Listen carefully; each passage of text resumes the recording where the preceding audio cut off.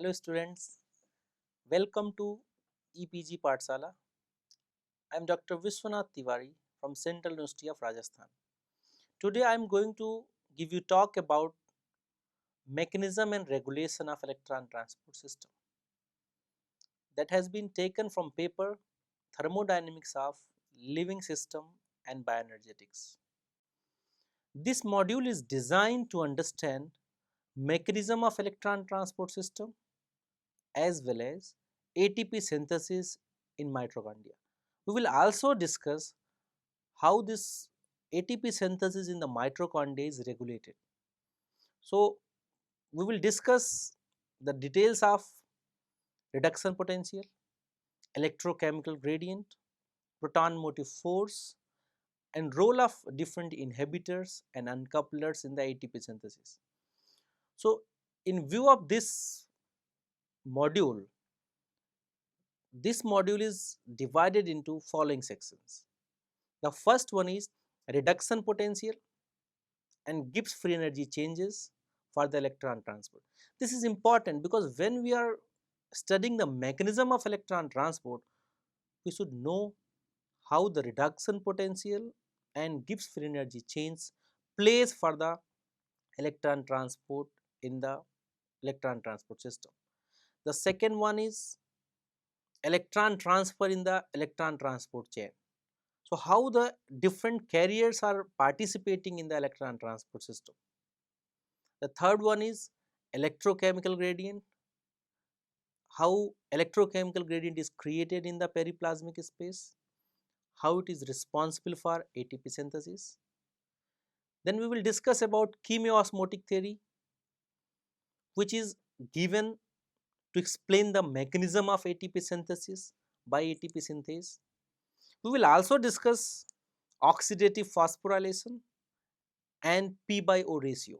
And in the end, we will discuss how inhibitor is works on different complexes of ATP synthase and how inhibitor is different from uncouplers. So, electron transport chain in mitochondrial inner membrane consists of mobile as well as non-mobile electron carrier. Mobile, which can move across the mitochondrial inner membrane, non-mobile, which is fixed in the mitochondrial inner membrane.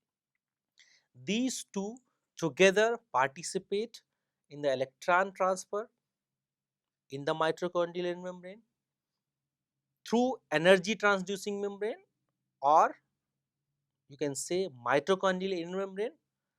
The same mechanism is also applied when we are talking about the bacterial membrane. So, the mechanism of ATP synthesis in mitochondrial inner membrane and bacterial membrane are very similar. So, the electron transport system is based on standard redox potential.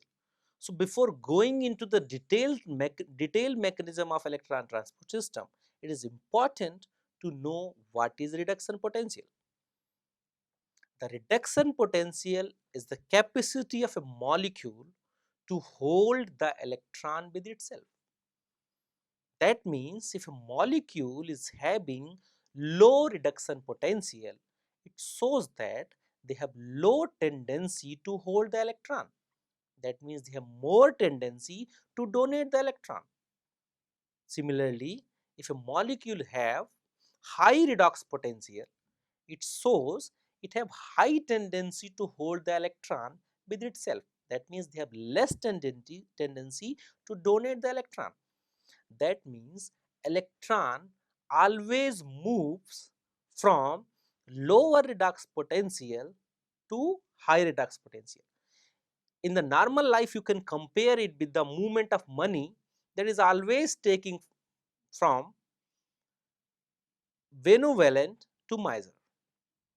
Here electron transfer always taking place from lower redox potential molecule to high redox potential molecule. So, we know that we have an equation that is known as Nernst equation, and Nernst equation is relating Gibbs free energy change with the standard redox potential change, and the equation you know that it is the delta G is equal to minus N F delta E, where delta G represents Gibbs free energy change, N represents number of electron transfer, F is a Faraday constant, and E is standard reduction potential. If you see this equation, you can correlate that there is an inverse relation between Gibbs free energy and standard reduction potential. And you know that electron transfer takes place from lower reduction potential to higher reduction potential. That means when we are talking about electron transfer based on the Gibbs free energy, then it is inversely related. So electron transfer takes place from higher delta G to lower delta G, or a molecule which is having higher Gibbs free energy to the molecule which is having lower Gibbs free energy. As you know that reduction potential and Gibbs free energy are associated with each other, so we can calculate the difference in the reduction potential between a pair of electron donor and acceptor by this equation, where overall difference is equals to reduction potential of electron acceptor minus reduction potential of electron donor. The important point in this equation, you have to remember that acceptor comes before donor. So A comes before D, so acceptor comes before donor. So in this way you can remember this equation. So we are assuming that we have two half reaction. In one reaction, NAD is reduced into NADH with the reduction potential of minus 0.32 volts. FAD is reduced into FADH2 with reduction potential of minus 0.22 volt. In the important point you have to remember here is both are the reduction potential given for the equation where reduction is taking place. But in the question they are asking that we have an equation where NADH get oxidized and FAD get reduced. So electron acceptor in the question asked is FAD and NADH is electron donor. So overall standard reduction potential can be calculated using the above formula, but you have to make sure that you are writing reduction potential of electron acceptor, but you have to write the oxidation potential of NADH, which can easily achieved by reverting the sign of reduction potential. That means delta E is equal to standard reduction potential of acceptor minus standard reduction potential of donor, or another word you can say that if you are converting reduction potential into oxidation potential, then you are not going to see the differences, you are going to add both. So either you can directly calculate difference in the reduction potential using the second equation where delta E is equal to minus 0.22 plus oxidation potential of NADH, or you can calculate by using both the reduction potential where delta E is equal to minus 0.22, which is reduction potential of FAD minus reduction potential of your NADH.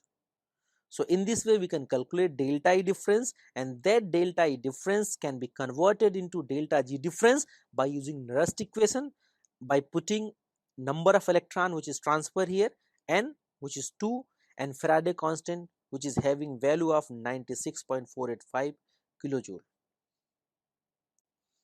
Electron transfer in the complex first will be initiated with the electron donated by the NADH.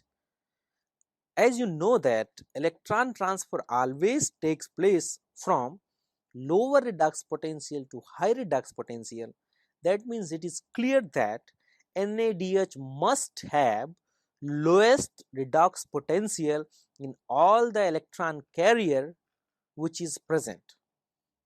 Hence, NADH is having reduction potential of minus 0.32, which donate its electron to the complex first and which finally reach to the ubiquinone, which is having standard redox potential of 0.11 volt.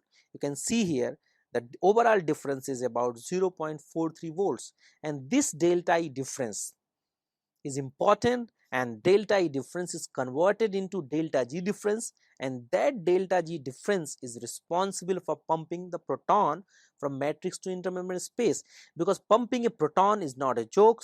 If you need to pump proton from matrix to intermembrane space, you have to spend energy, and that is coming from the delta G, which is created because of the delta E difference in the different complexes. The one more point that is important to note here is that NADH giving its electron to the FMN and any other electron carrier in the complex first. So, electron always increasing in order of their gradual increase in the reduction potential. Similarly, in the complex second, succinate is an electron donor. Sometime in most of the textbook or in research paper, FAD are also mentioned as electron donor of the complex second. Succinate have reduction potential of minus 0.03 volts, and final electron acceptor of the complex second is ubiquinone, which is having standard reduction potential of 0.11 volts. So, you can see that in this complex also electron is transferring from lower reduction potential to the higher reduction potential in the gradual way. During this electron transfer, one reduced ubiquinone is produced, but this complex is unable to pump any proton. There are two reasons of it. First is, it is not a transmembrane complex. So, if you want this complex to pump a proton, it must require more delta G, because the proton have to cross to the outer leaflet of membrane. But we have only 0.14 delta E difference, which is not enough to create such a delta G which is required to pump any proton in these circumstances. But the result of this electron transfer leads to the production of one reduced ubiquinone without pumping any proton. That reduced ubiquinone give its electron to the complex third. The interesting point here is, if you see in the complex first, we are producing reduced ubiquinone. In the complex second, we are also producing reduced ubiquinone, but no electron carrier in the complex first having reduction potential higher than reduced ubiquinone, and no electron carrier in the complex second is having reduction potential higher than ubiquinone. Therefore, electron from complex first doesn't pass to the complex third, and electron from complex first doesn't pass to the complex second. So, both produces ubiquinone independently, and that ubiquinone goes to the quinol pool, and from quinol pool it will goes to the complex third. Ubiquinone produced from complex first and complex second goes to the quinol pool, and from quinol pool the ubiquinone will be used by the complex third, where the Q cycle takes place. This has been already discussed in the previous modules, and the Q cycle result into the production of 2 reduced cytochrome C. During this electron transfer, 2 protons are pumped from the complex third, and this proton pump is again a result of electron transfer and production of delta E, which is responsible for the production of delta G. And the 2 cytochrome C that is produced in the complex third, giving its electron to the complex 4, where The final electron acceptor is oxygen, and that is converted into H2O after accepting the 2 electron from cytochrome C. At the same time, the delta E difference that is created in the complex 4 is responsible for pumping 4 proton from matrix to intermembrane space. This shows that electron transfer from lower reduction potential to the higher reduction potential takes place in electron transport chain, and during this electron transport system 10 proton pump from first complex, third complex and fourth complex when we are starting electron transfer from NADH, or 6 proton pumps takes place when we are starting from FADH to our succinate. As the complex first, third and fourth pump proton from matrix to intermembrane space, from intermembrane space to back into the matrix, it is a complex 5 that is responsible for that proton movement. This is known as ATP synthase, which have two subunit FO, F1, and which consist of alpha, beta, gamma, delta, epsilon subunit in F1, while A, B and C subunit in FO. ATP synthase is functionally divided into two subunits. One is rotator, other is stator, and rotator consists of C subunit, gamma subunit and epsilon subunit. Stator consists of A subunit, B subunit, delta subunit, A and B subunit. It is a beta subunit of stator, that is a main catalytic subunit, and other subunit of stator is responsible for supporting the beta subunit, and the rotator subunits are responsible for pumping proton from intermembrane space to back into the matrix. Movement of proton from intermembrane space to back into the matrix leads to the rotation of rotator in one direction. So movement of rotator in one direction causes conformational change in the beta subunit.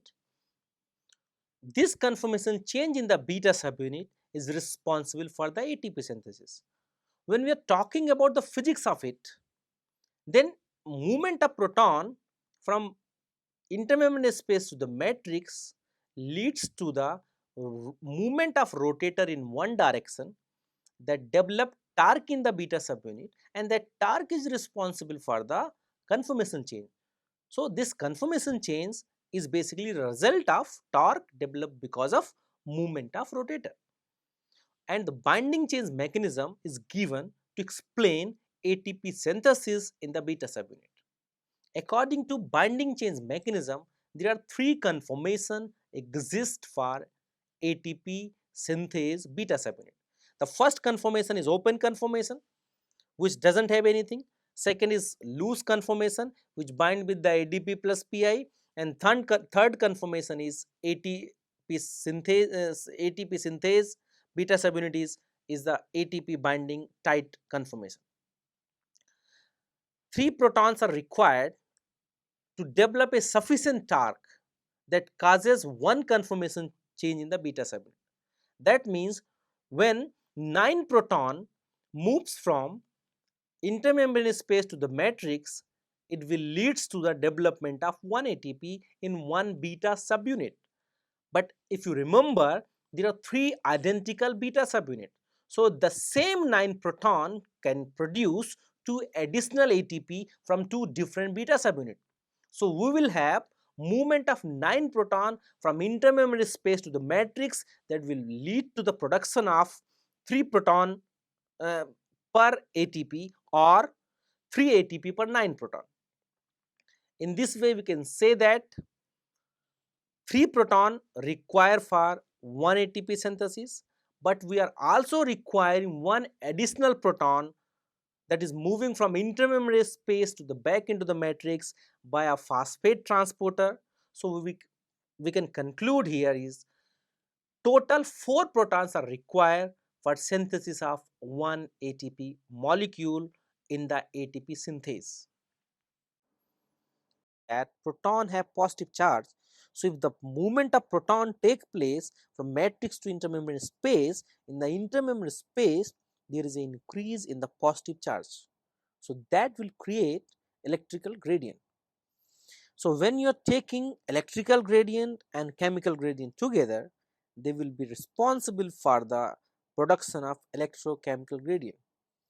So electrochemical gradient is important and produced because of the movement of proton, but it is very important for the production of delta G for the proton. As you remember that ATP synthesis is not an favorable process. So you must need some delta G for ATP synthesis to complete as a coupled reaction between complex 5 and electron transport system.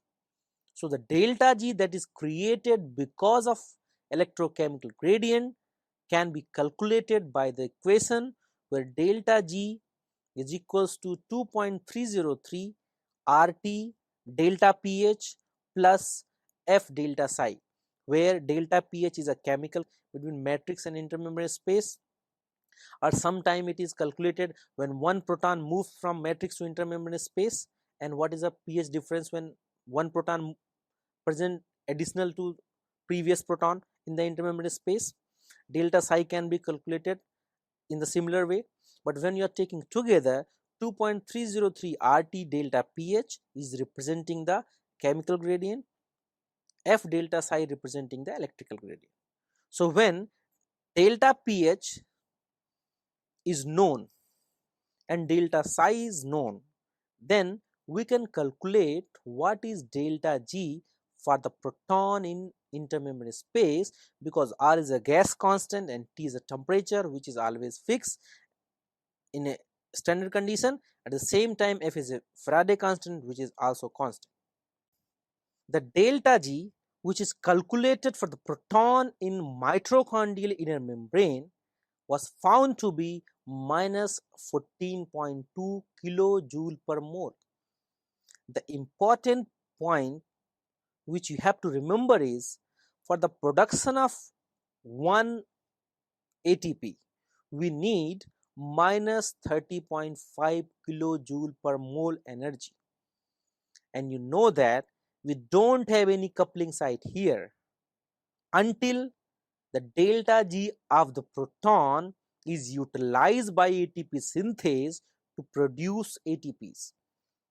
Therefore, ATP synthesis requires at least 3 protons.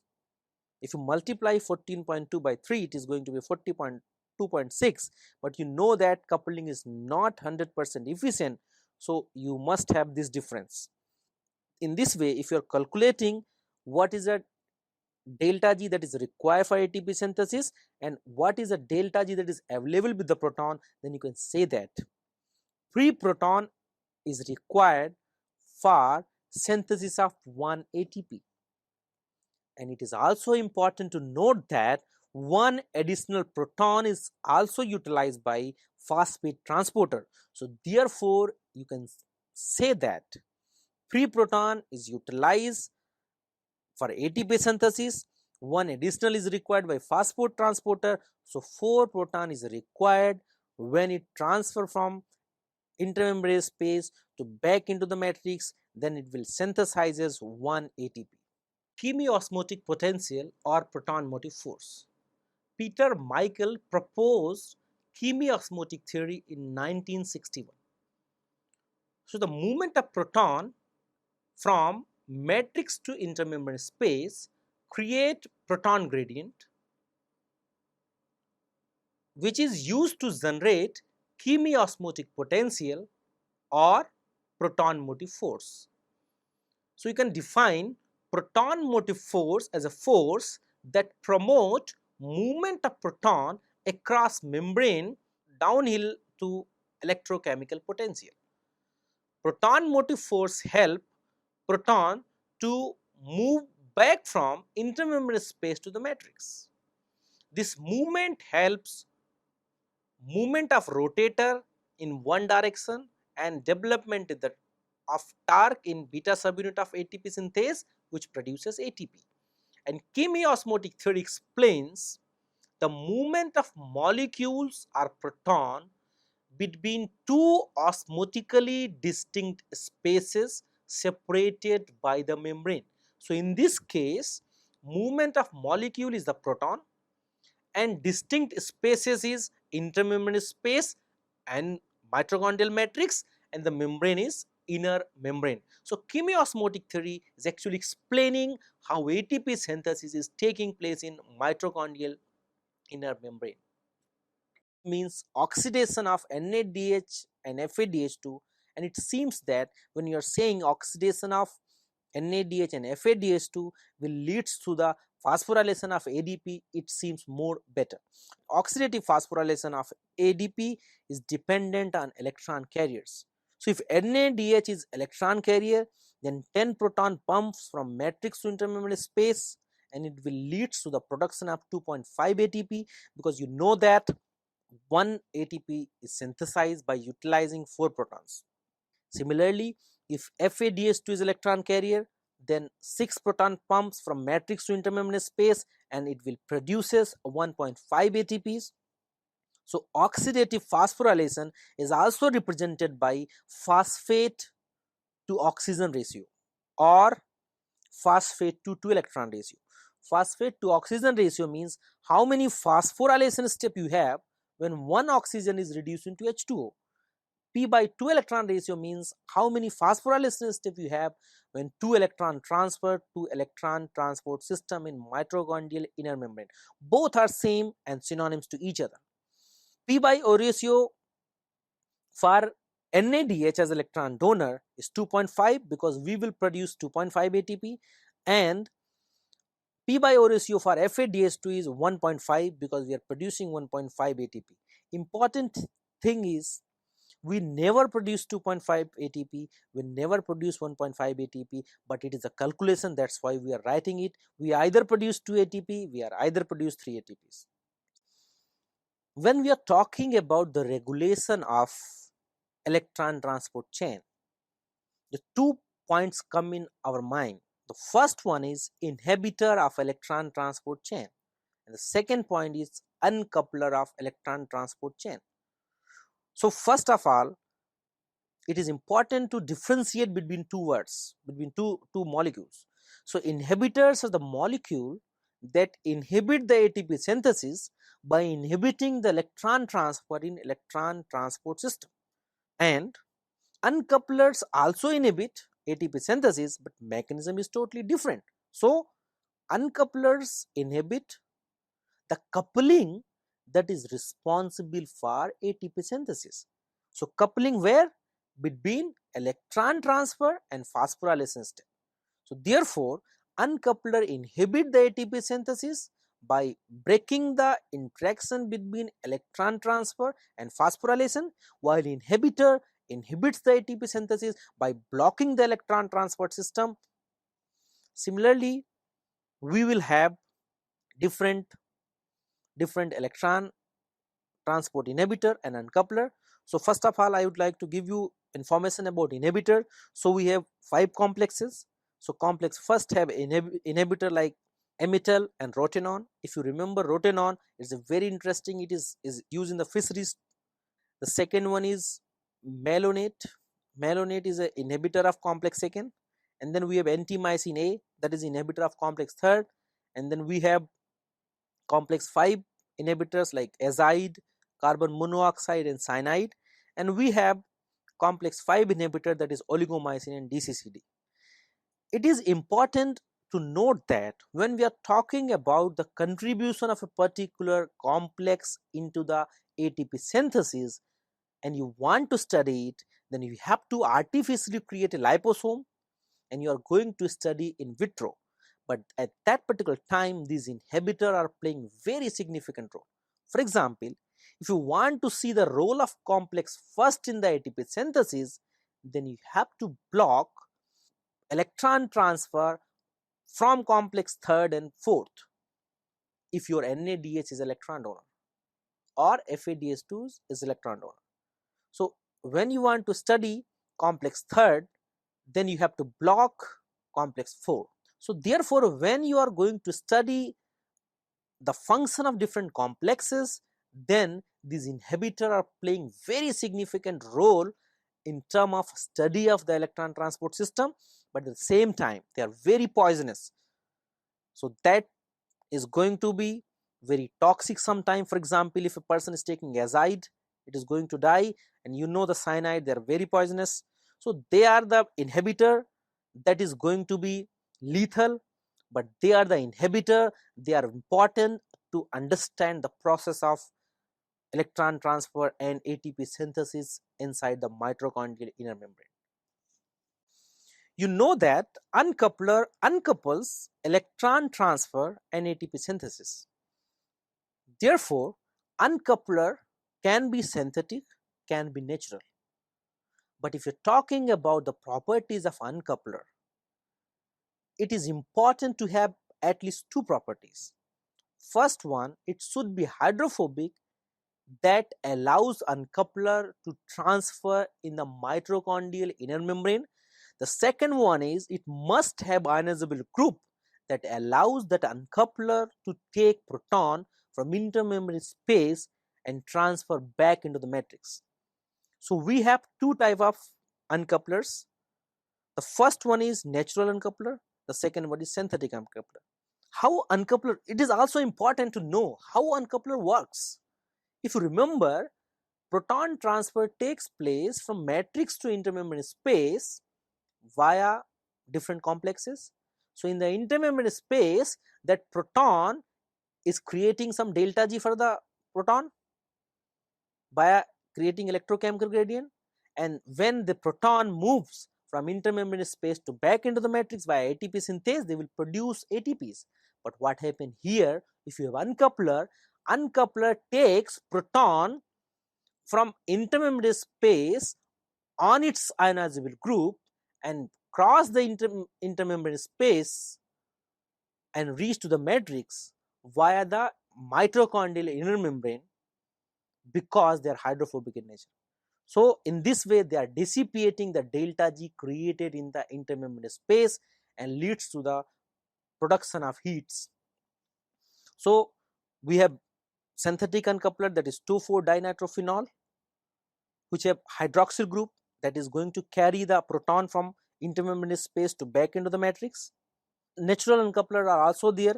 One such uncoupler is thermogenin, another is ionophores. So thermogenin is found in the inner mitochondrial membrane of brown adipose tissues, and they act as a proton transporters. So they transfer proton from intermembrane space to the matrix. The function of the ATP synthase is the same. So they are bypassing the function of ATP synthase, and finally they will allow that proton to be based, because they will not utilize in the synthesis of ATP. Therefore, the delta G associated with that proton is released in the form of heat. And the ionophores are the antibiotics that kills the bacteria, but usually it is produced by one bacteria to kill other bacteria by creating the channels into the other bacteria.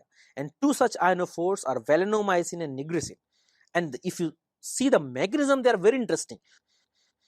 So valinomycin is a uniport of potassium, hence it will disrupt only the electrical gradient without having any effect on the chemical gradient. Because if you add valinomycin in the outer mitochondrial membrane, it will allow potassium to move from intermembrane space to outside the mitochondria. So what happens if a proton moves from matrix to intermembrane space?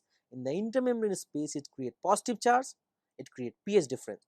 But because we are moving one potassium from intermembrane space to outside, that positive charge is dissipated. Similarly, nigresin is an antipode of potassium and hydrogen. So if you have nigresin, nigresin basically transfer one proton from intermembrane space to outside the mitochondria by replacing it with the potassium. So because in the intermembrane space, in the presence of nigresin, we are removing the proton but replacing with the potassium, so the charges remain same. So electrical gradient is not dissipated, but chemical gradient is dissipated. So in this way, if you know the mechanism of uncoupler, they are very interesting, and they are going to help the study of your production of ATPs by using the synthetic uncoupler. But there are also significance when you are talking about the survival in adverse situations. So student, Let's now summarize what we have learned from this module. So we have learned what is a mechanism of electron transfer in 4 electron carrier such as NADH dehydrogenase, succinate dehydrogenase, cytochrome B7 complex and cytochrome oxidase. We have also learned how electron transfer in different complexes are responsible for delta G change that helps proton to pump that helps electron to pump proton from matrix to intermembrane space. At the same time, we have also learned in the intermembrane space how your proton is responsible for development of chemical gradient, electrical gradient. So if you are taking together, that is electrochemical gradient. We have also learned how this electrochemical gradient is associated with proton motive force, and we have learned how this proton motive force along with the electrochemical gradient together responsible for the ATP synthesis. In the ATP synthesis, by rotating the rotator in one direction, developing torque in the beta subunit and ATP synthesis. So based on the recent studies, one additional proton that is utilized by phosphate transporters are also considered to be involved in the ATP synthesis. So therefore, the movement of 4 proton from intermembrane space to back into the matrix is responsible for the 1 ATP synthesis. And you know that when electron transfer take place in different complexes, and we are starting electron transfer from NADH, we are pumping 4 proton from complex first, 2 proton from complex third and 4 proton from complex 4. So total 10 proton pumps from matrix to intermembrane space, and when they come back into the matrix they will produce 2.5 ATPs. Similarly, if you are talking about FADH2, so FADH2 can pump 6 proton from matrix to intermembrane space, and that 6 proton is pumped 4 by complex 4 and 2 by complex third. So total 6 proton pump from matrix to intermembrane space. So once they come back into the matrix, they will produce 1.5 ATP. So the number of ATP produced by the ATP synthase in the electron transport system of mitochondrial inner membrane is influenced by presence of inhibitor and uncoupler. So in this module we have also discussed what is the mechanism of action of inhibitor, how they will alter the ATP synthesis, and how your uncoupler, which is similar to the inhibitor but not the exactly same as the inhibitor, is also going to alter the ATP synthesis. So in this way we can say that from this module we have learned how a mechanism of electron transport system is responsible for ATP synthesis. At the same time, we have also learned how inhibitor and uncouplers are regulating the electron transport system in mitochondrial inner membrane. Thank you.